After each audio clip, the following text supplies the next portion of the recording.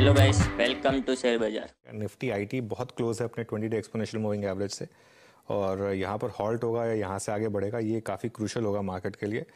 उसके अलावा देखिए, वो बैंक निफ्टी में वो 100 पॉइंट की डिप आई, इमीडिएटली बाय हो गई, वो अब सिर्फ 24 पॉइंट नीचे रह गया।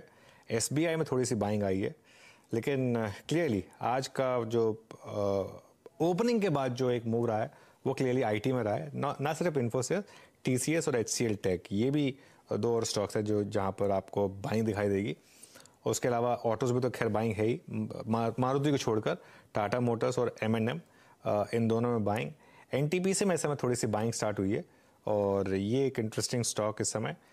इनफैक्ट सारे के सारे पीएसयू स्टॉक्स, ओएनजीसी ले लीजिए आप, कोल इंडिया ले लीजिए आप, ये सारे के सारे स्टॉक्स इस समय मॉर्निंग हाई पर। और बात करते करते टाटा मोटर्स ने फिर एक बार इंट्राडे हाई बनाया। अब करीब करीब एफ&ओ में ये स्टॉक 8.5% की तेज़ी के साथ ट्रेड कर रहा है। आज बहुत इंटरेस्टिंग चीज़ हो रही है, ओएनजीसी और बीपीसीएल दोनों सेम डायरेक्शन में चल रहे हैं, दोनों डे हाई पर। ओएनजीसी का चार्ट आपकी स्क्रीन पर करीब 2% ऊपर, और बीपीसीएल करीब 1% ऊपर। चंदन, आपने ट्रैक किया इन दोनों स्टॉक्स में से किसी को, ओएनजीसी या बीपीसीएल?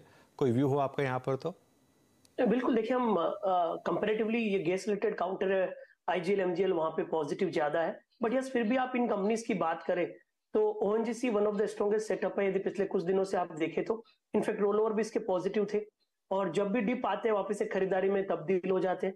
तो एज ऑफ नाउ यहाँ पे जो मल्टीपल सपोर्ट है वो लगभग 150 के आसपास आ रहा है। तो मेरे हिसाब से 150 के सपोर्ट से यहाँ पे खरीदारी के मौके ढूंढने चाहिए।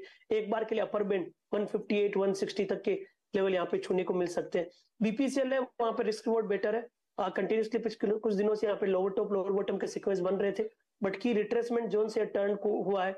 लगभग यहाँ पे देखोगे 327 का सपोर्ट है वो होल्ड कर रहा है, तो 327 को ही सपोर्ट बना सकते हैं एक बार के लिए 350 तक के स्विंग करने के लिए। तो दोनों ही काउंटर में बायस हल्का सा पॉजिटिव है, बाय ऑन डिक्लाइन की रणनीति के साथ इनके बाउंस को प्ले कर सकते हैं।